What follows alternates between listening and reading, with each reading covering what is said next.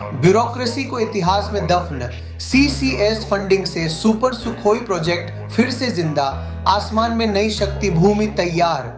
जिस प्रोजेक्ट को सालों तक फाइलों में धकेल कर रखा गया, जिसने अफसरशाही की धूल खाई, वही सुपर सुखोई आज अचानक राख से उठकर अग्नि बन गया है। सीसीएस ने फंडिंग दे दी और भारत की वायु शक्ति ने उसी वक्त नई धड़कन पकड़ ली। अब आसमान में खेल बदलने वाला है। SU-30 MKI कभी भारत की रीढ़ था, लेकिन अब यह रीढ़ स्टील की बनने जा रही है। AESA रडार, नई electronic warfare spine, digital cockpit, advance IRST, smart weapon, पुराना SU-30 अब हथियार नहीं, भविष्य का प्रीडेटर बनने जा रहा है। इसे कहते हैं मरते हुए दैत्य में फिर से जान भर देना।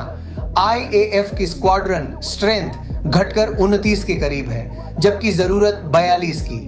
MiG-21 बाहर हो चुके, तेजस उत्पादन पकड़ में है, बट गैप को भरने के लिए एक ही रास्ता था, सुपर सुखोई।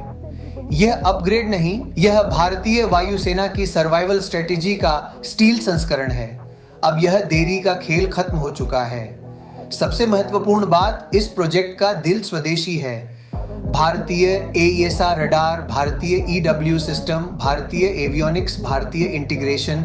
यह भारत का वह पंच है जिसे किसी आयातित स्पेयर पार्ट ने कभी परिभाषित नहीं किया। यह विमान जब उड़ान भरेगा तो उसके पंखों में भारत की इंडस्ट्री, उसका दिमाग और उसकी आत्मनिर्भरता उड़ रही होगी।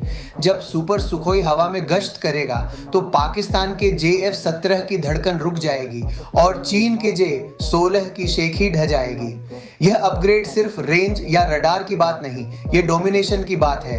दुश्मन की हवा हमारी, दुश्मन का इलेक्ट्रॉनिक नेत्र हमारा अंधा, दुश्मन का आकाश हमारा नियंत्रण। यह वही संकेत है जो सबसे पहले सीमा पार सुना जाएगा। तो हंसते हंसते प्रोजेक्ट्स को धीमा करने वाली ब्यूरोक्रेसी को अब इतिहास में दफन समझिए, क्योंकि सुपर सुखोई सिर्फ पुनर्जीवित नहीं हुआ, उसने युद्ध के आसमान में अपनी जगह मांगी नहीं, घोषित कर दी है। दुश्मन चाहे कोई हो, दिशा चाहे कोई हो, अब भारत के ऊपर से बिना इजाजत कोई परिंदा भी नहीं उड़ पाएगा।